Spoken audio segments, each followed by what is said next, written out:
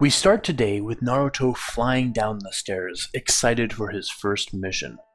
He actually woke up early and reviewed all his ninja tools, something he's known to forget.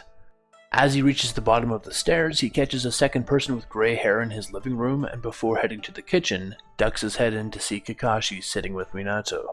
They abruptly stop talking and look up at Naruto. Naruto asks why Kakashi's here because their first missions have been assigned. He should be getting prepared for his team.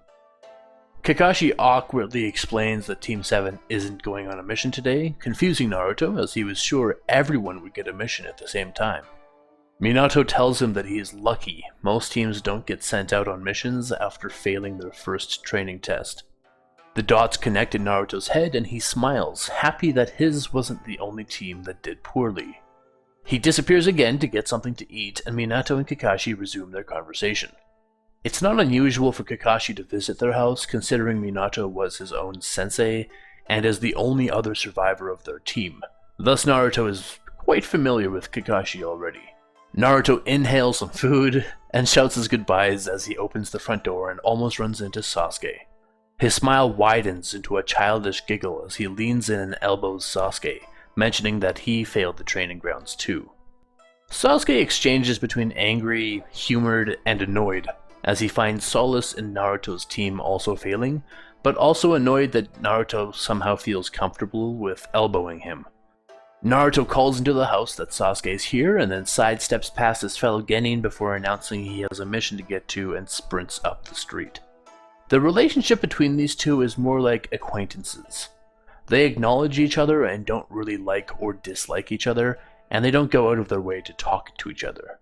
However, Sasuke makes irregular stops to the home to talk to Minato whenever the Hokage has the time to talk, and in that capacity, has several incidental run-ins with Naruto. Before Sasuke enters the Hokage's residence, he takes a few careful looks around the area and nearby buildings, and then slips inside. As he enters the living room, he's visibly surprised to see Kakashi there. Sasuke offers to come back later, and Minato tells him that anything he needs to say can be said in front of Kakashi, who is one of the most loyal shinobi in the village.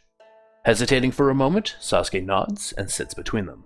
Kakashi motions for Sasuke to talk, and he takes a deep breath, instinctively glancing through a window to the opposite buildings again before continuing. The buildings are empty, no one's watching, because there's a different focus today. This morning the village is abuzz, with the fresh genin getting ready for their first mission, and one restaurant in particular is getting more business than usual. Sakura is eating breakfast with Asuma and Kurenai as the unwitting third wheel to their meal together.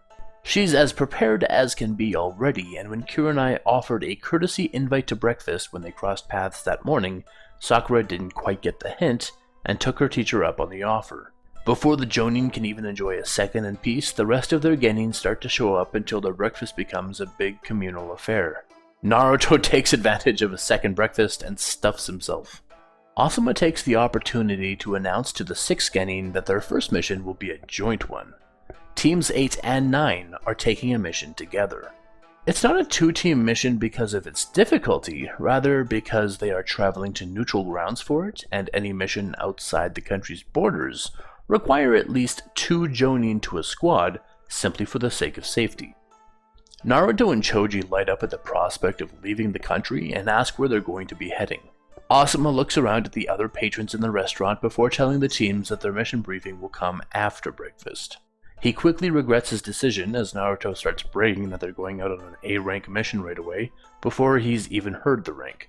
Sakura gets annoyed at his energy before anything has happened and yells at him to shut up, looking to Choji and Shino for some sort of help, but neither seem interested in arguments so early in the day.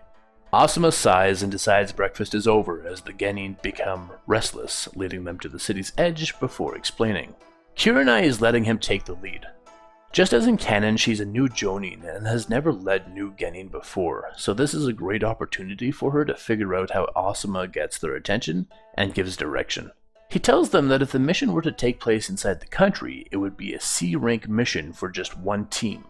Only because they have to cross the invisible boundary into a different country, the rank escalates and more people are required, not because it's as difficult as a B-rank mission. There's no rush on this mission, he explains, so they're going to take their time traveling to the destination to help train the genin to new heights. But what are we doing? Naruto asks loudly, earning a fierce look from Sakura again, and even Tenten and Shino are getting perturbed by his loudness. Asuma stares silently at Naruto for a few seconds until Naruto makes eye contact with him and realizes he's a disturbance. Continuing, Asuma clarifies that they're going to a small island chain just beyond the Land of Waves. There are rumors of a great bridge being built to connect to the mainland, but neither the Land of Fire nor the Land of Lightning has any idea about it or from which island it's being built. If there are any implications for the high tensions between Mist and Lightning, then it should be explored and reported on by a neutral party to prevent the conflict from getting any more serious. The Mist doesn't exactly trust the Land of Fire, but it's not at war with them either. Meanwhile, Lightning and Fire are holding a strong peace, so there shouldn't be any issues on that side of things. Their mission is one of reconnaissance. They are to go in and find out as much information as possible without conflict. Due to the treaties signed already by the Leaf, if conflict breaks out between Mist and Cloud, they are not allowed to intervene. However, should either side strike at the Leaf for any reason, they are free to get involved. Nonetheless, Asuma stresses that no one is to do anything to even suggest violence. If everything goes right, they shouldn't even cross paths with anyone from either country anyway. With nothing else to elaborate on, Asuma looks to Kurenai's approval before setting out with their 6 genin. The traveling ninja naturally collect into smaller groups for the first few hours of travel, with Kurenai and Sakura at the front of the line. Kurenai specifically separates Sakura from the rest to ask her exactly how she repeatedly uncovered the genjutsu during training. Sakura would list various things like inconsistencies in shadows, how some objects didn't appear to sway with the wind, and since it was a stationary illusion, its edges became very clear very quickly. When Kurenai asks for elaboration on that last part, Sakura clarifies that she read that more complicated genjutsu take control of one of your senses, such that the whole world becomes an illusion. However, what Kurenai was using was basic and didn't enrapture Sakura's senses. Instead, it was an external, stationary illusion that didn't affect anyone directly. Kurenai asks Sakura if she'd like to learn more about advanced genjutsu herself, since she was clearly a natural. Sakura hesitates for a moment, asking how a Hiden technique can be created, or a Kekkei Genkai. She's read the books, but there has to be an origin to these techniques, she figures. Kurenai agrees. Hiden techniques are invented over time and are slowly reshaped by descendants of their creator until they're honed into this inscrutable technique, such as the Aburame or Akimichi clans. Kurenai explains that the bugs that Shino uses are now probably far more diverse and controllable than when the inventor of the jutsu tried commanding for the first time. It may have started as one bug type and slowly expanded to include so many more. Though Kekkei Genkai are far more complex, Kurenai stands by her theory with the Hiden techniques. She believes it's just experimentation that turns into a generationally taught technique, and it becomes so ingrained in everyone of the family that they're just one day born with the knowledge already. Kekkei Genkai can't be taught because even the family it belongs to have lost the knowledge of how to teach it. Why hang on to the instructions when everyone already knows how to do it?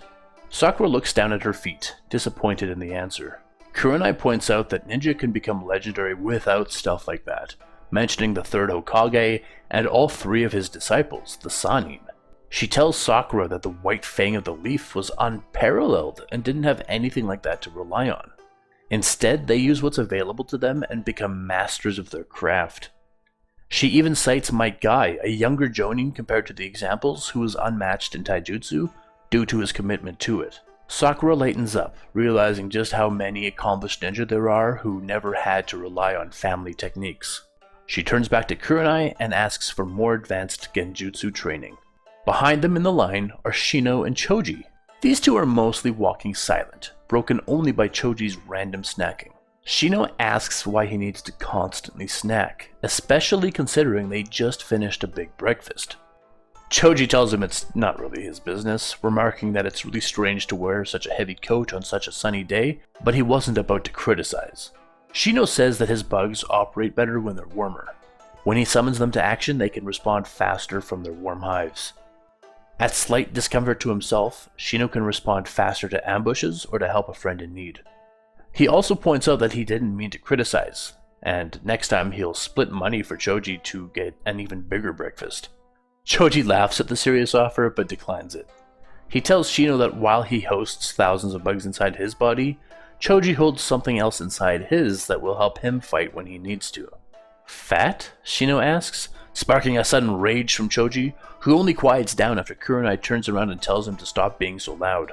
Shino apologizes again and says he didn't mean to offend. Silence falls between them again. Behind them, Naruto and Hinata are together. Hinata has no courage to speak, and Naruto is more annoyed that no one else wanted to walk with him. He's kind of annoyed that Tenten gets to walk with Asuma to get who knows what kind of training, same as Sakura in the front with Kurenai. Meanwhile, he's stuck with this girl who never talks. He asks Hinata if she's excited for the mission, and after a long pause, she finally says that she's not sure. He's about to just go on a rant, but she continues a little more, saying that with the high tension between all the countries, it's always a dangerous gamble to leave town, let alone travel to countryside for days or weeks. Naruto laughs that she's so cautious, but assures her that when trouble arrives, he'll be at the front of the line for the action. With another awkward silence, Naruto launches into nonsense rants that are mostly themed after bragging or talking about himself. In the back of the line, we have Asuma with Tenten. He's pulled out his chakra blades, much to her awe. He tells her that while this metal isn't rare, it certainly is in the land of fire. Asuma explains that while they travel, he wants her to work on her chakra nature, and if she can get a firm grip of it before the mission's over, he'll put in an order for a chakra blade of her own. Through the academy, Tenten's already learned that her innate chakra nature is lightning, and though she hasn't done much training with it, she's eager to discover how she can. Asuma elaborates that while chakra blades hold chakra, normal weapons can channel chakra. What this means is that Tenten doesn't need any special tool or even any advanced level of chakra control. She needs only be able to conjure the chakra nature and feed it through her hands and into her weapon of choice. He further explains that it will be a challenge for a genin her age to conjure the lightning, so she shouldn't feel frustrated if it takes longer than the mission time to get the hang of it. The group is traveling to the land of hot water between the land of fire and lightning. From there, they will set out by boat to the reported location of the mysterious bridge. After they confirm their findings, they are to report the information to Konoha and exclude the information from any Cloud Ninja should they come across any. The remaining genin are instructed to rotate in taijutsu training with each other on the journey there. Though Tenten and Sakura got special attention on their first day of travel, every day thereafter, Kurenai and Asuma would rotate to another genin to give them something to focus on. Asuma tells Hinata that she lacks the stamina and reaction time for more high-octane situations, and encourages that the better she gets with taijutsu, the more she'll give her muscles the memory to instantly react to aggression. To Naruto, he tells him that he can't very well solely rely on the flying Raijin to get through life, and needs to develop some secondary and maybe even some tertiary jutsu that he can rely on as well for more offensive means. He's too rushed with his taijutsu as well, and needs to slow down to be more deliberate. If no one's noticed yet, my Naruto doesn't have any idea how to make shadow clones. Kurenai tells Shino that taijutsu training with other genin is the best way to strengthen his body, and it's exactly what he's looking for. The more confident he gets in the basics of taijutsu, the more she'll look to expand other aspects that are unique to him. To Choji, who's already brimming with chakra and is quite strong in taijutsu for a genin, she tells him that after seeing him produce a fireball in training, he needs to look at diversifying that as well. On the days that Choji is her focus, she begins training him on some intermediate fire-style jutsu so that he may be more dynamic on the field. Ninjutsu proficiency also increases chakra control, and she knows how much the expansion jutsu can drain someone if they're not careful. The timeline for how long it takes to travel between two locations in this universe is ultra ambiguous at best. So I'm going to say it takes them a week to get to the shores of the land of water. Upon arrival, the bamboo village provides them with 2 boats with which they can go to sea and find this mysterious bridge in construction. Before they head out, Kurenai thinks it's important to teach the kids how to use chakra to walk on water. Though she skips the natural first step, it's most important to her that the genin have a rough understanding of the concept. Asuma's kicking himself. Forgetting to teach the kids such a valuable skill when the mission is over water is a great blunder. But that's only in concept, as even Asuma is confident that nothing will happen. They camp out for the night, and then take off the next morning, weary that they could be on the water for a few days. The Leaf's been spending most of its efforts on maintaining a stronger border against the stone, and there hasn't been any news of fighting between the Cloud and Mist in that time. Kurenai explains to the Genin that they're traveling into the no man's land between the Mist and the Cloud, and that this could be the most dangerous part of their mission.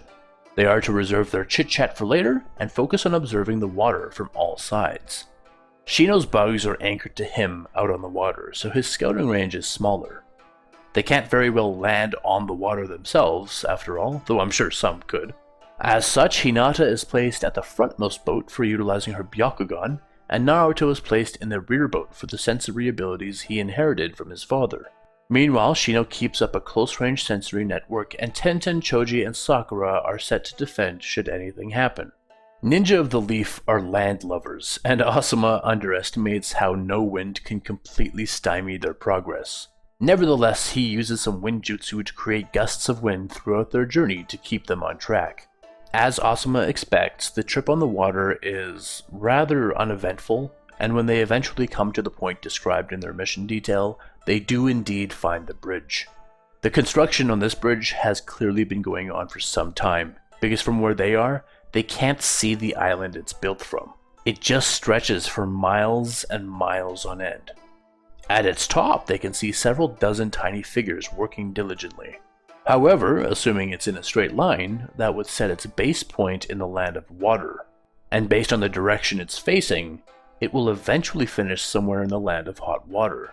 Kurenai is stunned at the size of this bridge, and the confidence behind whoever decided to build it. If finished, it would simultaneously be the greatest construction ever, as well as a dangerous connection for the land of water to the mainland.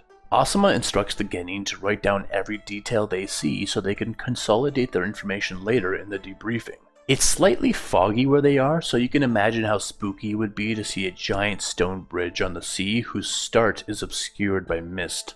Asuma and Kurenai briefly talk to each other, wondering how long the bridge had to have been in construction to be so large already, as well as how no one discovered it until now. Once they're finished with the details, they change their boat's directions to make landfall and see if they can't find where the bridge will end up finishing.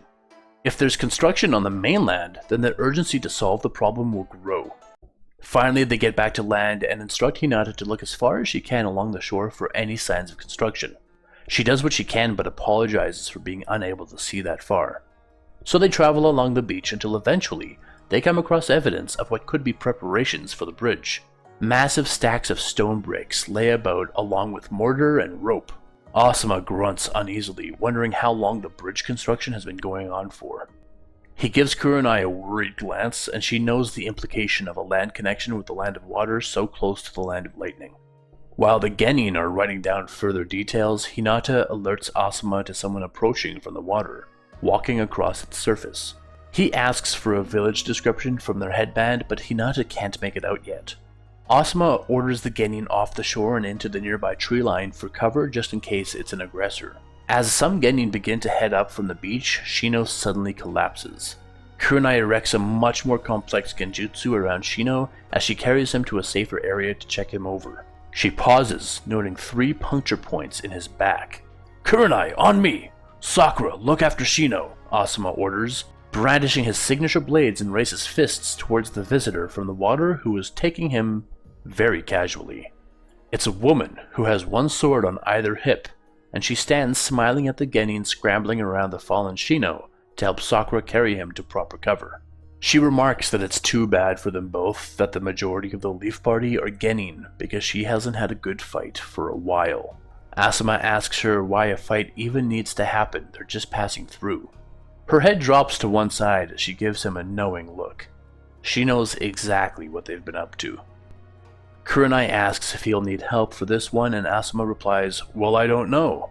Intel says she's been dead for 10 years. Meanwhile, the Genin have Shino in cover of the woods, and Sakura has found the 3 punctures in his back.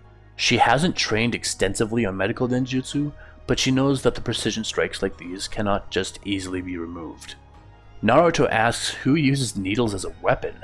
Asuma explains to Kurenai that the woman standing before them is a member of the 7 swordsmen of the Bloody Mist, Ringo. Blasting through the woods on Asuma's left is yet another intruder that he was not anticipating. Not sparing a single word to the Leaf Ninja, one launches forward and clashes blades with Ringo, both their weapons sizzling with electricity. Ringo laughs that someone so young cannot compete with her electricity, and her forked blades begin to cut the young ninja's sword into pieces. "Relax, we're here to help," a blonde Cloud Kunoichi claims from behind Asuma and Kurenai. "Kurenai, take the genin and get back to the village. Leave Tenten and Naruto, but bring Hinata with you for a censor. Lord Fourth will need to hear about this one's survival at the very least, never mind the bridge," Asuma says. As he takes a step forward to assist the young Cloud Ninja, who's on the verge of being overpowered, a glint of light flashes through Asuma's peripheral vision, and he turns to block the blow of a massive sword. "Zabuza Momochi. Where there's one, I guess we should expect more," Asuma teases, their B rank mission suddenly launching to an S rank. Kurenai observes that they're missing Nin. They shouldn't be working in alignment with their home village as she turns to leave. Zabuza insists that it's just a coincidence. They were hired to protect the bridge's construction at any cost. It's irrelevant which village it's coming from for them. As Zabuza begins to overpower Asuma, he suddenly bounces out of the way of the strike from the blonde-haired woman. "Samui, I'm the leader of my squad." "Asuma Sarutobi," he replies, launching a counter-offensive against Zabuza as the Cloud Ninja team up against Ringo. "Kill them all," Zabuza orders to seemingly no one as the Leaf Ninja begin to flee. Tenten and Naruto emerge from the woods and keep their distance from the primary fighting, unsure of how to involve themselves. Though Asuma seems to be holding his own against Zabuza for the time being, Samui and her genin are struggling against Ringo, who seems to be bringing both speed and power to their melee. Despite wielding such a large blade, Zabuza flips it around as if it were a short sword, shocking Asuma and forcing him to convert from offense to defense. He shouts for help from his genin and Tenten flies to action, pulling out a ninja scroll as she attempts to flank Zabuza and conjures dozens of shuriken. Spinning wire, she throws several directly at him and several more past him, returning their trajectory with the wire. He bats them away easily but creates a small opening for Asuma to get inside his guard. Just as Asuma's about to strike him, lightning arcs from Ringo that radiates through the Cloud Ninja, who now stand as three, and strikes him in the back. Stumbling only a second is all Zabuza needs to land a fierce strike, felling Asuma. Turning to Tenten and Naruto, who's frozen in his shoes, Zabuza laughs. He chucks his sword at Naruto and launches at Tenten. His sword buries into the ground as Naruto appears beside Tenten, who's been holding on to his father's kunai. Zabuza's eyes widen as both genin thrust at him with their weapons. Zabuza's eyes widen, shocked that two children have the courage to attack him, completely unaware of who or what he is. Tenten leads with a kunai and Zabuza slides around it, catching her wrist and throwing her far into the water. The kids did not have time to master water walking, and so Tenten needs to swim back to the action. Meanwhile, Naruto leads with a fist, which Zabuza easily stops, kneeling faster than Naruto can see and punching him in the stomach. As Naruto reels from the quick strike, Zabuza starts casually walking to his sword. Eyes tearing from the strike, Naruto wills himself up and throws a few shuriken at Zabuza, attempting to stop him in his tracks. Working through the pain, Naruto charges Zabuza with the same reckless taijutsu that Asuma had already told him to stop relying on. Turning to meet him, Zabuza stops another punch and with the same hand withdraws and hammers down with the speed of a snake onto Naruto's arm, breaking it at the elbow. Gasping in shock, adrenaline bleeding away in place of pain, Naruto falls backward, holding onto his broken arm. As he looks up at Zabuza, the distance in their strength and skill becomes a reality at last, and Naruto tries to crawl away from Zabuza, his fear of the real threat starting to take hold. He tries to look around or yell for help, but no voice comes as the demon picks up his mighty blade and turns again to Naruto. Despair and cold loneliness takes Naruto. The end has come. Zabuza holds up his blade, the faint outline of a smile beneath his rapt face as he brings it down.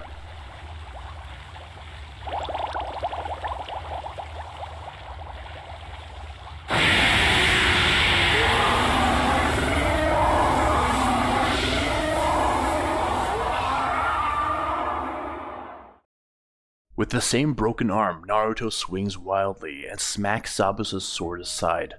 Zabuza barely has time to appreciate the sudden strength in the brat when Naruto is already in his face with an offensive. His eyes are fierce, and the only emotion he carries now is unadulterated rage. Although still able to block the boy's attacks, Zabuza notices an exponential uptick in Naruto's speed and strength. Just from blocking his punches, Zabuza now feels pain from the impacts. Whatever secret Naruto is using to pump himself up, the demon decides that perhaps it isn't wise to play with the kid anymore while his fellow swordsman is struggling against the wretched Cloud Ninja. This time taking the boy seriously as if he were a real threat, Zabuza deliberately swings at a flourish with both hands. Unlike before, Naruto simply catches the blade with his bare hands, blood bursting from his palms. Zabuza is shocked.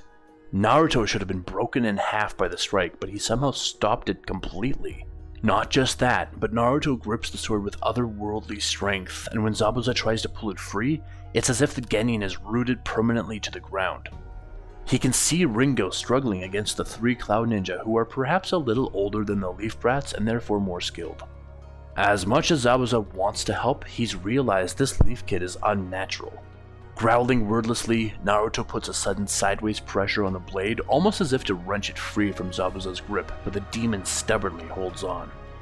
In a sudden clang of metal, his sword snaps in two, and Zabuza leaps backward, freed from the boy's grasp. In this moment, Zabuza feels a glint of fear. Shaking his head, Zabuza laughs at the fear and charges for another scrap with the kid, but Naruto's had the same thought and they meet halfway. He might be strong, but Zabuza figures the kid's still easy to kill.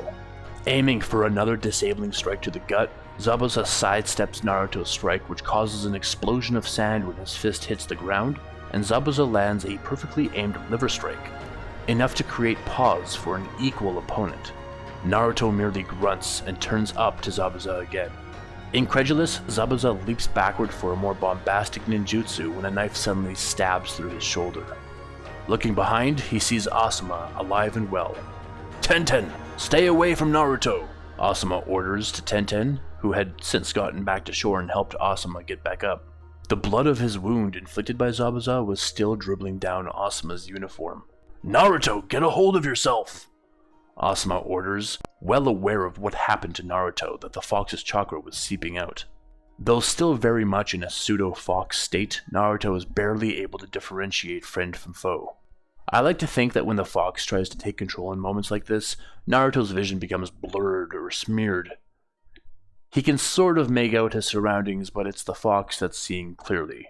Naruto can sort of make out his teacher, but when he stands so close to Zabuza, it's difficult to tell the difference. He hobbles toward the 2 elite ninja, Naruto battling the fox for control, slowing the movements again. Asuma pulls his knife out and Zabuza turns to fight him, only for a spear hand strike from Naruto to go straight through his midsection. "Damn!" Zabuza mutters, glancing at Ringo. Pulling a scroll from his pocket, Zabuza unfurls it, and though Asuma runs in to try and stop it, Zabuza successfully releases its sealed jutsu, which causes a sudden and powerful explosion of mist. By the time Asuma gets to where Zabuza is, the demon of the mist is gone. "Naruto, where is he? Can you sense him?" Asuma shouts, looking down at the boy who doesn't seem intent on answering him. Pulling a takeout from his toolkit, Asuma plants it on Naruto's forehead, and almost immediately he begins to relax and falls unconscious to the ground. These are seals that Minato made in case of emergency. They won't stop the worst from happening, but minor outbursts can be reined in. Cursing that Zabuza gave him the slip, Asuma turns his attention to Ringo, only to realize he can no longer hear clashing swords.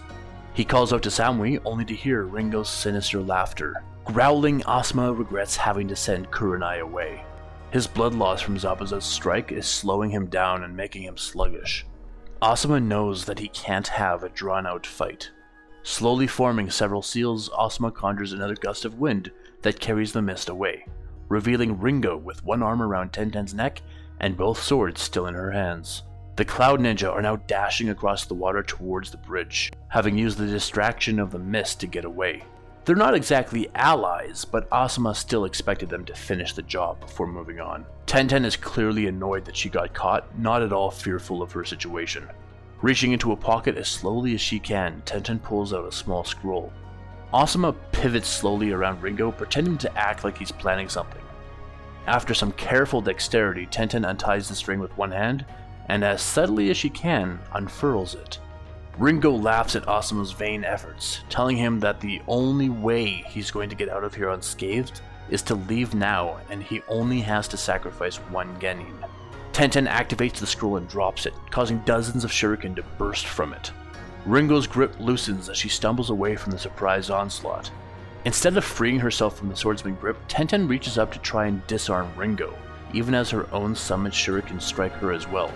Ringo's stronger and more experienced by leaps and bounds, but Tenten has tenacity, managing to get her fingers around one of the blades and accidentally surging all the chakra that she has into it. As both blades charge with different chakra, they begin to interact with each other like magnetized metal and suddenly snap together. This is unforeseen.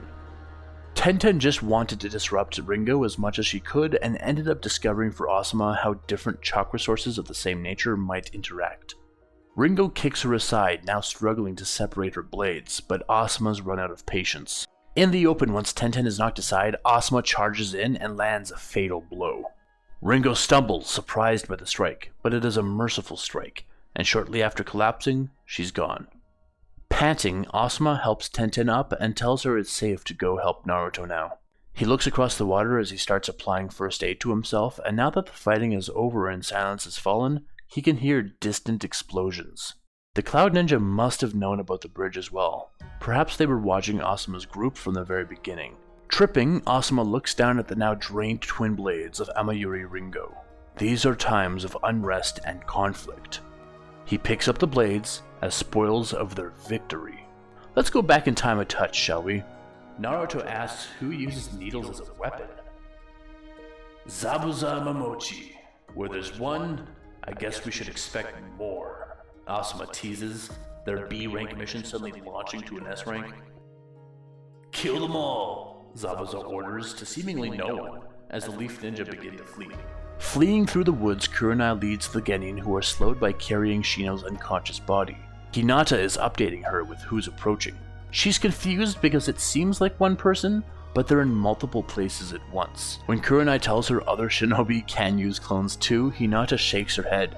This isn't clones. She suggests that it's just one person who's moving very fast and creating the illusion of multiple people. While Kurenai wonders for just a moment what Hinata is exactly seeing, she decides it might be the most beneficial to turn and face their opponent. Because Hinata is on tracking duty and Shino is unconscious, Kurenai can only rely on Sakura and Choji for on-call assistance.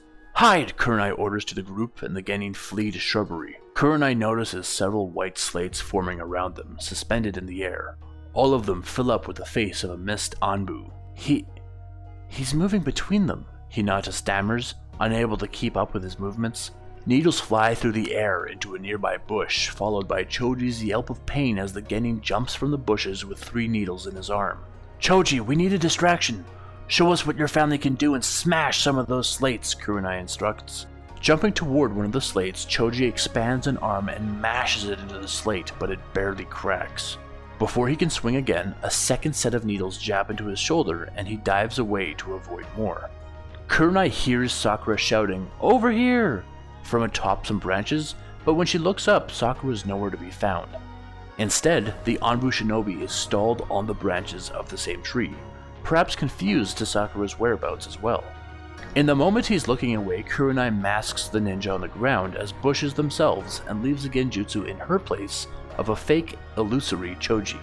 When the ninja looks back down and sees only Choji visible, he dives in closer for another assault. Kurenai falls atop the ninja, having climbed up a tree while hidden, and pins him to the ground. Sakura immediately reveals herself and disarms the ninja of his toolkit, likely where all the needles were coming from. With the added help of Choji and Hinata, they keep the ninja pinned, and Kurenai creates illusions to hide them all from anyone else who could follow. Haku! A voice shouts from beyond their sightline, but pinned hard, the ninja can't respond. The ground begins to rumble, and an odd roaring fills the air as Kurenai realizes the forest is getting flooded by a massive wave of water. Grabbing Shino and ordering the genin to safety, Kurenai watches as the Anbu ninja below gets washed away by the water. After waiting 10 more minutes in absolute silence, they're greeted at last by Tenten and Asuma with Naruto unconscious on his back. Finally reuniting without any threats nearby, Kurenai properly treats Shino, carefully removing the needles. The moment she removes the last needle, Shino stirs and gets up on his own. He tells him that his body just went limp. He was conscious the whole time, and Kurenai and Asuma wonders about who could have thrown them with such precision and skill. While everyone's gathering themselves to leave for home, Kurenai asks Sakura how she projected her voice from the trees. Sakura said that the advanced genjutsu Kurenai taught her about was creating false sounds, to make it sound like a single kunai was thrown when there were several. She thought if she could replicate or make singular sounds like that, then surely she'd be able to replicate her own voice in the same way, but had to throw a stone to carry the jutsu to the set location. Sakura expresses gratitude that no one noticed the stone thrown to manage that little stunt, and also that she'll work on it so that next time she won't have to throw anything but her voice. Kurenai smiles at Sakura that the young kunoichi was already so clever with her use of jutsu. Prepared for travel, the team sets out more cautiously than ever, hoping more than anything just to cross that border into the Land of Fire. Remember that day when Teams 8 and 9 went out on their first mission? Well, Team 10 went out on their first mission as well, so let's take a quick peek at what they got up to. What they got up to was boring. Their first several missions were D-rank missions that didn't venture far beyond the village. These were all within expectations for my guy and allowed him to focus on taijutsu training for everyone. He explained to them that their fellow teams were out on a long, difficult mission, so they too need to train equally to keep up. The missions they go on are what you'd expect from D-ranked Naruto missions. Picking weeds and such, finding lost animals. As for their specialized training, Guy wants Rock Lee to feel some level of competition where he can compete, and sets to raising the taijutsu bar for Kiba and Ino. Nearly 2 weeks pass of several easy missions when finally Minato gives them something out of the ordinary. Minato tells Guy that they received a special assignment from a VIP in the village. The mission is quite minor in magnitude, but that they're crossing a couple borders into the Land of Wind. Stopping mid-sentence, Minato decides to let the VIP explain the assignment. Entering the room is none other than Orochimaru. Orochimaru tells them that he needs a particular flower picked for his experiments, but they only grow in the Land of Wind, in desert locations. Minato tells them that regardless of which country they're visiting, leaving the country borders requires 2 teams to travel together. However, in this case, Orochimaru has volunteered to go instead of a full squad. The Sannin are just as powerful as in canon, so Orochimaru definitely stands as a one-man squad. Kiba nonchalantly asks why they need to go too if the man giving the assignment is going. This is kind of dickish, as Orochimaru is the rarest to be seen Sannin, and it's exciting just to meet him. But Orochimaru laughs at him and tells him he's going for a distinctly different matter that they can't offer any help for. As they begin their trek, they note that Orochimaru is entirely disinterested in their small talk, and if anything is repulsed by Guy's high energy positivity. When Guy suggests a race so they can cover more ground quicker, not only is Ino unenthused, but Orochimaru declares with finality that he's in no rush. So while they walk, Might Guy challenges his genin to walking activities, such as whether Ino can use her mind transfer jutsu, which she calls a ridiculous idea. To show that he can do that very trick, Might Guy uses the summoning jutsu to pull out his tortoise. While Ino says that a summoning jutsu is nothing like the mind transfer, Kiba gets really interested in the tortoise that Guy summoned. Aha! Meet Ningame! Guy laughs with vigor, putting on a silly show to reveal the tortoise, despite the tortoise already being there the whole time. Kiba asks how someone goes about making a contract with an animal to then summon them. Guy tells him that he discovered the tortoises in his youth by chance while on a mission. Though some animals offer their contracts to villages so that ninja can contact and eventually sign contracts with them. He cites Kakashi's ninja dogs, which would likely be a natural contract for Kiba to sign if he were interested. Kiba nods, already well aware of the ninja dogs, but he's still fascinated by Guy's summon. There are those out there in the world who manage to sign contracts with multiple animals, Orochimaru says, suddenly walking beside them. It wouldn't be a stretch to aspire to such. Without prompting, Orochimaru summons the summoning ritual himself and summons a snake with the girth of Akamaru, much to the puppy's displeasure. He explains that the snakes he's in contract with are rather violent and have quick tempers, that signing a contract with multiple animals comes with strengths but weaknesses as well. Some animals you just couldn't get along with. While Kiba oddly parts off to talk to Orochimaru about summons, Guy gets distracted by Rock Lee, who is becoming more and more restless for direction. Thinking for a moment, Guy glances at Ino, who is now meeting his eyes uneasily. He asks Ino which chakra nature she's predisposed for, and she says water. Might Guy tells her that someone with the water nature can create water in an environment where there is none. Despite having no water affinity himself, he challenges her to produce as much water as she can while they walk.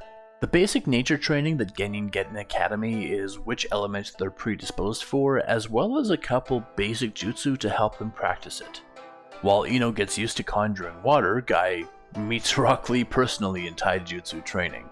It's just a few days before the group arrives at the destination, and Orochimaru gives them a reminder of what the flower looks like and where it grows. They ask him when he needs to leave for his personal task, and he tells them that he will be nearby should any questions arise during their search before he vanishes in a puff of smoke. Might Guy's eyes narrow for a second. Orochimaru was traveling with them as a clone? But for how long? Despite needing to complete their gathering mission, Guy continues to challenge the others to little training tasks, such as getting Ino to try and conjure water in the dry desert heat.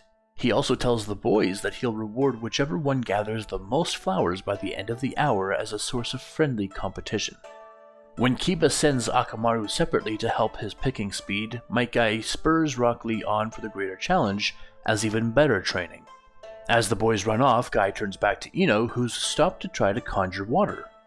She's got the right form and concentration, and she's making the odd grunt of effort.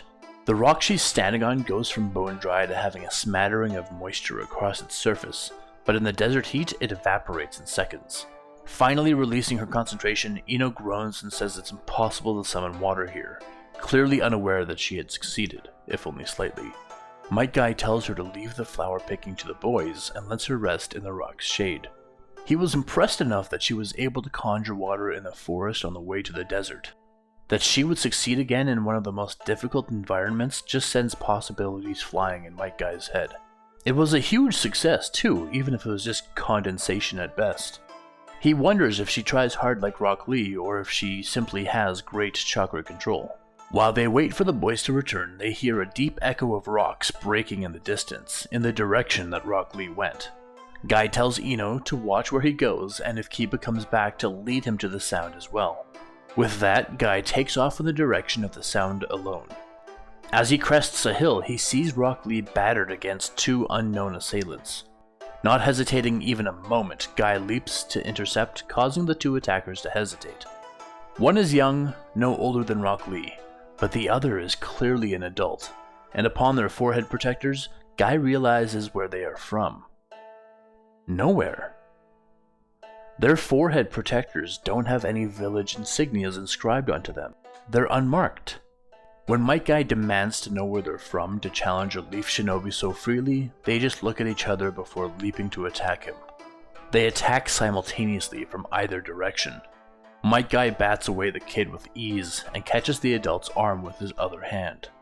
The collision sounds reverberations through Might Guy's bones and the world goes topsy-turvy.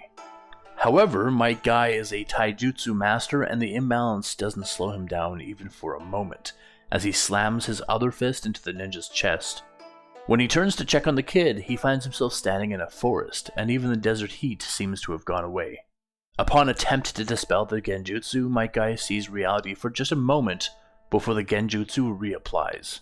Understanding what's required, Might Guy begins to rhythmically surge chakra throughout his body to constantly dispel the repeatedly reapplying genjutsu.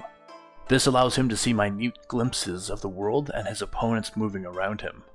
However, Might Guy doesn't have very good chakra control, and he can't keep this up for long. Jumping to Rock Lee's side, Ino and Kiba try to help him up, but he's clearly caught in some sort of genjutsu. Ino then looks up at Kiba and he's also in a daze, seemingly immediately.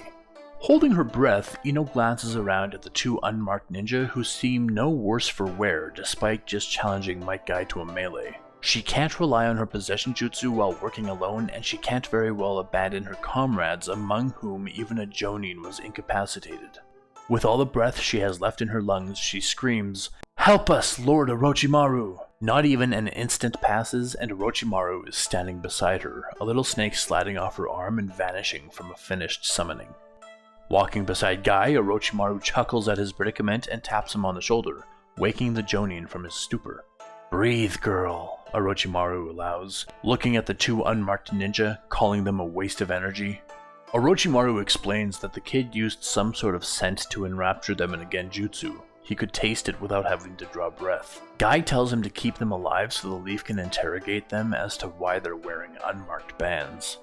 Orochimaru says that they're so weak that it'll be hard not to kill them, and all it takes is a look at the kid to make him fall unconscious. But this is of course the death stare Orochimaru is known for, instilling enough fear into someone to make them fall unconscious. I don't know if that could be called a genjutsu, or if death stares are even a kind of ninjutsu. High-pitched ringing, like a wall, hits the team together, and as they recover from the blast, they see that a third unmarked shinobi has appeared and has collected the boy. Without uttering a single word, all three retreat as fast as they can. "Forget the flowers," Orochimaru hisses. "I'll collect these ninja. Report back to Konoha and tell Minato about these ninja." Before my guy can say anything, Orochimaru sprints after the three escaping shinobi.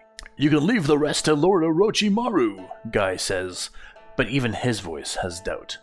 Not doubt in Orochimaru's ability, but rather a question about what just happened. Might Guy is not one to interact with Orochimaru and isn't at all accustomed to his unpredictability. In fact, few in the village ever interact with Orochimaru. It's somewhat unprecedented that he even gave the leaf a mission to hand out. Might Guy had no doubt that Orochimaru had lackeys of his own that could have been able to do the assignment. But when the Hokage gives you a mission assigned by a Sannin, you don't exactly ask questions. Despite Orochimaru's orders, he has the genin gather up the flowers properly before turning to head back to the village. They were now breaking village-mandated rules of traveling as a single squad outside the country, but Might Guy found himself between a rock and a hard place. Listen to a Sannin's orders or follow the village's mandate. They ask Ino how Orochimaru knew where they were, and she said she just called for his help.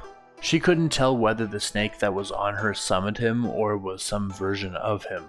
She shivers, cringing at the thought of snakes on her, as well as how someone creepy like Orochimaru could be so obsessed with them. Kiba follows her logic and decides himself to call for Orochimaru's help. In another explosion of smoke, Orochimaru appears beside them, kind of startled, and looks down at Kiba. "Why?" he asks in a whisper at Kiba, anger like acid spitting from his lips. Just a test?" Kiba answers uncertainly, whimpering away from Orochimaru. Orochimaru tells them that the further he chased the unmarked ninja, the more appeared to show up to help them. By the time of Kiba's untimely summoning, Orochimaru was facing against 12 unmarked ninja that all seemed to use some sort of misdirecting trickery in their attacks. He figures he was getting closer to the hideout judging by the density of shinobi showing up. When they get back to Konoha, he would let Jiraiya do the reconnaissance.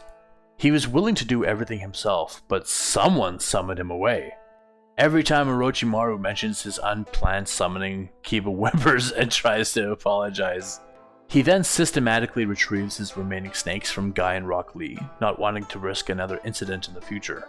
He tells them that snakes are very versatile, from offensive power to stealth work. These little snakes are specifically contracted to him so that they can summon him to their place at any time should the right request be uttered. In this case, the request for help. He also explains that he could have summoned them all to him if he felt it necessary. However, the snakes are only good for one summon and then they die, lending the team to gasping for the sake of the little snakes. Orochimaru rolls his eyes and tells them they need to accept the harsh reality of death. If the war becomes as violent as it once was, they were going to lose everyone they loved, not some stupid little snakes that only have one purpose. On their return trip, Guy has Ino use everything at her disposal to try and hit Rock Lee while he is tasked specifically with evading everything, much like how their training exercise worked when the team first formed. And so Ino doesn't just use taijutsu, but the limited water jutsu she knows, like water bullets, which I think are called water-style gunshots in the anime. That's stupid, there are no guns here. Where would they get the reference? Bullets, though, even the rocks used in a slingshot could be referred to as a bullet technically, so I'm a little more lenient on that one. After Orochimaru returned to indifference, Kiba started asking him further questions about summoning and how someone could sign contracts with opposite animal factions. He cites how the slugs of Lady Tsunade are gentle and helpful, and like Orochimaru stated before, snakes are aggressive and violent. Orochimaru repeats what he said before, that for prolific summoners, they usually have to decide which factions they want, rather than strive to have both. He tells Kiba that it's good to have high aspirations, and for an Inuzuka it'll be easy for him to sign with the ninja dogs. However, he continues on to say that the ninja dogs would probably have problems with him signing contracts with other animals, regardless of what they were. In general, animal factions just don't like to mix. Kiba is undeterred and resolves to talk to his sister about the ninja dogs when they get back to the village. Team 7. Before we start in earnest, Kakashi has been putting them through team building exercises in an attempt to get them to work together better. They had non-mission tasks such as finding hidden items that Kakashi placed throughout the village. This would force Sasuke to rely on Neji for his Byakugan and hopefully build rapport between the two. Other examples included blindfolding Neji and having Sasuke guide him through the village to points directed by Kakashi. This, as well as organizing the start of their day such that Sasuke would have to prepare ninja tools for Neji and vice versa. Shikamaru was involved in all of these exercises as well, but he had no problems working with either. However, as much energy and enthusiasm as Neji and Sasuke could muster in trying to work together, this teamwork, like clockwork, continuously unraveled on every task. Knowing that the two prodigies of the Hyuga and Uchiha couldn't very well be benched forever, Minato began to seriously think about reassigning them. One day, nearly 2 weeks after earning their headband and culminating another task in frustration and conflict, Kakashi sits down with the team and levels with them. He tells them that no one has infinite patience and they can't just continually bang their heads against the wall. The potential the group has is so enormous that they could one day become the greatest ninja in the village. But clearly the risks against this likelihood are incredibly steep. He tells them to go home and think hard about where they want to end up. At rock bottom with a team that just doesn't work, or at the very top of the world. Shikamaru sighs and says goodbye to his hard-headed team. It takes a lot of laziness to make Shikamaru frustrated, and he's found that low. He's being punished for his other teammates being unable to work together, and as much as he doesn't want it to, this stagnancy is making him actively dislike his team partners. Neji was top of class, Sasuke was just a sliver behind, and they can't even work properly on their training, let alone a mission. Pausing for a moment. Yes, indeed, Neji beat out Sasuke for classroom scoring, but the way I look at it, the Byakugan starts out quite a bit stronger than the Sharingan. The way I've tried to build up these dojutsu is that the Byakugan is stronger earlier but grows slowly. Meanwhile, the Sharingan is weaker earlier and grows fast. Shikamaru decides that it's about time he asks for a change of teams. Neji says his goodbyes to Shikamaru and only glances at Sasuke, who doesn't seem to meet his gaze, so he too turns and leaves. On his way back to the Hyuga mansion, preparing for another arraigning by his father, Neji squeezes his fists in frustration that he just can't seem to get along with Sasuke. It's almost as if their blood curdles in mere proximity of each other, regardless of their efforts to get along. In the presence of his family, Neji is calm, deliberate, keen, and submissive to any of their requests. In the presence of Sasuke, all he finds himself wanting to do is seize the Uchiha by the throat. He feels sickened by this intense, violent hatred that he shouldn't have, but nothing he does seems to remedy this illness. Sasuke sighs almost in unison with Shikamaru as they part ways. He glances up at Neji, and as Neji's eyes rise to meet his, he quickly looks away and acts aloof. As he's walking home, he wonders why he can't just be friendly with Neji. He is sure that Neji isn't inherently a bad person, but he's been told all his life that the Hyuga are arrogant and act high-browed and presence of the public, as if they're genetically advantaged. Sasuke is not even sure how he feels about his own clan, yet he lets their words creep into his head like a virus. He wonders if his own inherent hostility is what's making Neji hostile towards him, if maybe this problem won't go away until he fixes his own attitude. He gets home to Taiyaki sitting at the kitchen table. They barely acknowledge each other as Sasuke walks past and ascends to his bedroom. Since the first day he worked with Neji, Sasuke's clanmates have been pestering him for more juicy information about that punk Hyuga's blunders. However, this pestering has all but gone away, as Sasuke simply returned home time and time again with the exact same news, that his day sucked. As with all of his evenings of late, Sasuke leans back on his bed, closes his eyes, and waits for sleep to take him. "Oi," someone says to him, seemingly inches from his face, a small paw tapping Sasuke on the cheek. "Hokage building, 10 minutes, Kakashi's orders," the small dog says, leaping up to the windowsill before leaping out into the black of night. Leaping out of bed, Sasuke straps on his ninja toolkit and stuffs a snack into his pocket before leaping out the window after the dog. He fell asleep in his clothes, his shinobi headband still tied on, so preparations were shockingly easy. He notes that there aren't any fires or explosions or screaming in the village, so whatever Kakashi's got planned for him might just be more team-building nonsense. Sasuke arrives to Neji and Kakashi waiting, and it's just a minute before Shikamaru also shows up. Standing nearby are 2 Anbu ninja, and after a few more seconds pass, one puffs into nothingness as the clone jutsu dispels, and the second approaches Team 7. Time is short, but I'll explain the need to know. The Anbu explains monotonously, "A key individual of the village was taken from their bed 12 minutes ago, and we have mobilized a chase after the kidnappers." "Who?" Neji asks, but the Anbu continues on, ignoring him. "You are to assist only. The Anbu have been keeping watch of the village night and day while the Hokage is away. We are exhausted. There are too few of us to cover every sector of the village and keep up on rest, and so they will rely even on Genin for such a task," Kakashi explains, their tones denoting that Anbu asking for Genin help is far out of the ordinary. "I will take part.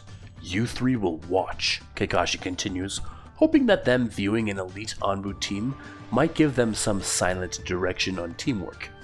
"There were 7 assailants. We killed 1. The other 6 are fleeing as we speak." "Who is the key individual?" Sasuke asks again. After a pause, the Anbu responds, "Hanabi Hyuga." "What?" Neji shouts, angry and shocked. "We don't have time to be angry. We need to head out now to keep up with the pursuing party." The Anbu persists. "Is there not Anbu that keep watch of our mansion?" Neji asks. "Now's not the time to be angry," the Anbu ninja repeats, grabbing his mask and removing it just enough for the group to see a Byakugan. "This Anbu is of the Hyuga house. Follow me," the Anbu repeats, turning and sprinting down the main road from the Hokage building as Team 7 follow. More details are explained on the way, as they're heading toward the Land of Stone. The kidnappers are unknown, though their pathing suggests that they're at the very least allies of the Stone. They've also ditched stealth for speed, and have left a messy path that's easy to follow. The Anbu they're currently following is last in the line of Anbu that have given chase. There are no less than 8 Anbu currently pursuing. Kakashi asks Shikamaru why Hanabi would be chosen to be kidnapped. Shikamaru reasons that members of the main house don't have any seals on their Byakugan, so taking hers would be the easiest. When he tries to elaborate, Neji tells him to stop talking and begins to sprint ahead of the group to escape earshot. After Neji has excused himself, Shikamaru goes on to say that even if not for her Kekkei Genkai, Hanabi would still be an extremely valuable bargaining chip.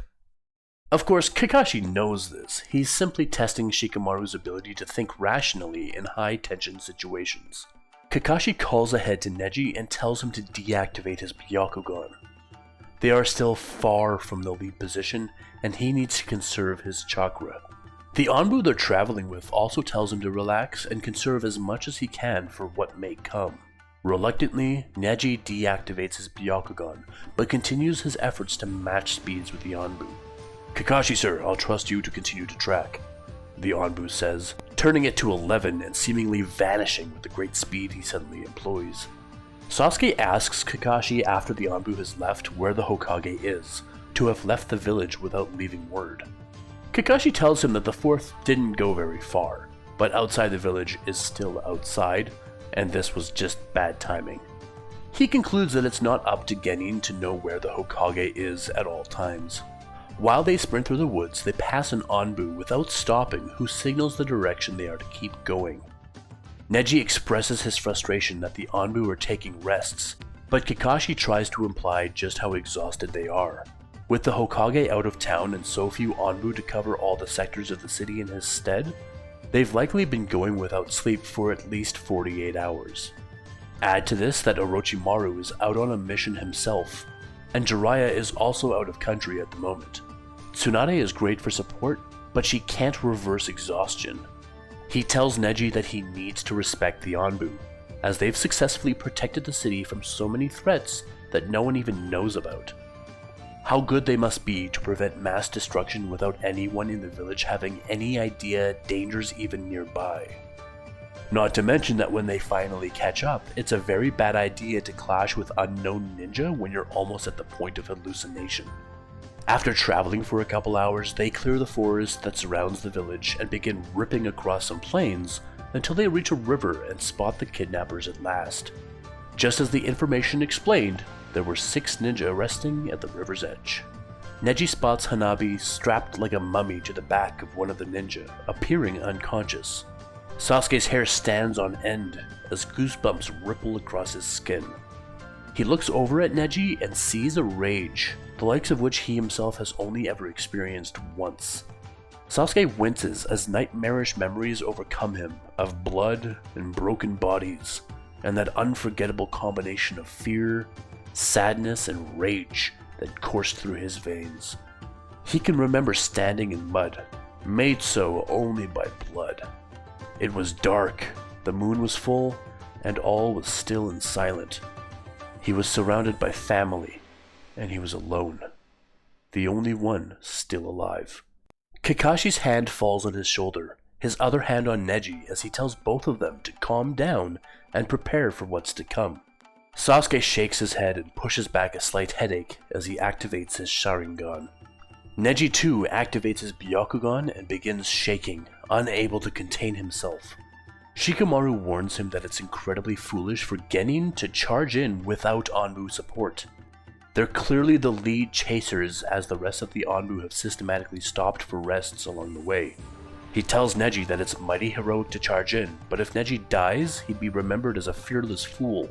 Kakashi comforts Neji with the idea that if Hanabi's life truly becomes endangered, they will of course jump into the fray. He tells Neji that he would sacrifice his own life for any member of the village, and if that's what it takes to get her back, he'll happily do so. Struggling to find his own voice, Sasuke finally says, "Bide your time and your rage. They'll feel it in full." Calming down finally after the team's collective efforts, Neji settles enough to describe them to the team. They're all shaved bald, no facial hair. They have no tattoos or piercings, and not a one has a headband to denote the village they're from. 2 are women, 4 are men. Neji winces slightly, and his Byakugan deactivates. When Kakashi asks him what happened, Neji tells him overuse. Kakashi sighs, annoyed that Neji clearly kept using it while they were traveling. Let's pause one more time. I like in stories like Hunter x Hunter or My Hero Academia that characters have a backlash of sorts to their own power use. And like those characters, the Byakugan has its own cost from overuse. Since I was a kid, probably around the age of 10, I've experienced occasional migraines. These don't happen very often. I've gone years without getting one, and I've also gone 1 year with a dozen. They're pretty brutal regardless. But I suffer from an interesting variety of migraine, and in life when I've tried to describe to friends or coworkers, no one really knows what I'm talking about except for other people who suffer from this kind of migraine. I think about 12% of the population get migraines, and 20% of that population gets my variety, so it's pretty rare. It is, of course, the ocular migraine. For those of you who have no idea, the picture on the screen is a still of what an ocular migraine entails, except in reality it's moving, pulsing, growing. For me, it starts with disorientation, and then a point of blindness that varies in size. Sometimes it's the size of a thumbtack in my vision, sometimes it's the size of a basketball. And yes, the bigger, the scarier. But then the blindness eventually goes away, and this crazy forked lightning menace appears near the center of my vision. It expands and eventually covers my entire peripheral vision until it quite literally expands beyond my vision and disappears. And then I usually have 3 to 5 hours of the typical light sensitivity and pounding pain. I'm only describing it in such detail because I want more people to know what it is. But it's also a perfect match for a backlash of the Byakugan. The all-seeing eyes backlash is disorientation, spots of blindness, and splitting headaches. Doesn't make the Byakugan unusable, but it doesn't incapacitate the ninja. But it sure does cripple them. Kakashi orders Neji to deactivate his Byakugan and leave it off, because the last thing they need is a crippled member of their own team. As Neji cringes in reaction to his overuse, Sasuke pulls the energy bar out of his pocket and looks at it thoughtfully. Without saying anything, he places it on the ground beside Neji, whose eyes are still closed from the pain. A few minutes pass and Sasuke sees Neji notice and pick up the energy bar from the ground. Before Neji glances around, Sasuke returns to acting aloof and shifts his thoughts back to the task at hand. 2 Anbu arrive at last beside Kakashi, and after hearing the learned information, they leap into action. Kakashi orders the 3 genin to just watch as he follows after the Anbu. 3 elite ninja against 6 mystery ninja is still a gamble, and the genin watch carefully. Shikamaru suggests that they get closer just in case, but stay well and truly hidden. While the ninja are fighting, there's little chance of them being spotted, and from their distance they can't very well jump into the fray if called upon. As they sneak through the bushes, Sasuke notes that the kidnappers aren't using any particular style of jutsu that would betray their hidden identities. They're using mundane jutsu that even the genin themselves use, and nothing else. However, he also notes that their use of taijutsu is extremely deft, to make up for their lack of complex power. As the first kidnapper is disabled, he snaps down hard with his jaw and immediately keels over dead. They don't want to be taken prisoner. They have a secret that they can't afford to give up. Sasuke tells Shikamaru to keep a lookout for a kidnapper if they come too close, to prepare to catch him in the shadows. As the chaos begins to ramp up, one of the kidnappers conjures several hundred clones and tries to escape in the resultant chaos. Still suffering from backlash, Neji has the wherewithal to see the real body running away and intercepts him. Though nearly blind now, Neji strikes the man in a pressure point that loosens his jaw, so he can't swallow any poison. Though the man fights back, Sasuke intervenes and maneuvers the man with several fox techniques and a couple fast-fire ninjutsu shots to keep the man from running away, and moving him in just such a way that Shikamaru is able to bind him with shadows. Neji tries to push Sasuke aside, and Sasuke actually lets him, understanding at least a little bit of the emotions that must be coursing through Neji right now. However, in the process of punching the man, Shikamaru also gets hit, due to still being linked by shadows. The other culprits drop one by one, and the man Shikamaru can barely hang on to is eventually apprehended by the Anbu Hyuga, who shuts him down entirely with several quick gentle palm strikes. Captured alive, their interrogation core will pull out all the information needed out of him. Being able to see the assailants up close now, they make the startling discovery that his tongue has a seal running across it, his ears have sealing running around them, and his head has a huge seal of its own running from front to back. Whoever sent these ninja used several levels of tools and techniques to keep their secrets locked away as much as possible. The seals look sloppy though. Kakashi notes that even he would be able to undo most of them, despite not being particularly specialized with seals. Mission accomplished, Kakashi reviews with his team and how they did. He expresses concern that despite telling them to stay away and uninvolved, they still found a way to be involved. However, he writes over that concern with congratulations, because if Neji hadn't used his Byakugan in that moment, that particular ninja likely would have escaped. Additionally, he says that Sasuke positioning his opponent for Shikamaru to grab him was very good, as well as stepping aside for Neji to strike the ninja. Despite the strike hurting Shikamaru, Kakashi was impressed that Sasuke was able to keep his cool and let Neji do his thing. He does, however, express concern that Neji needs to keep his patience in check. He understands the gravity of the situation, but if Neji experienced a similar situation in the future, Kakashi hopes that he understands the importance of patience. With Hanabi safely back in Konoha hands, they head back to the village as the sun rises in the distance.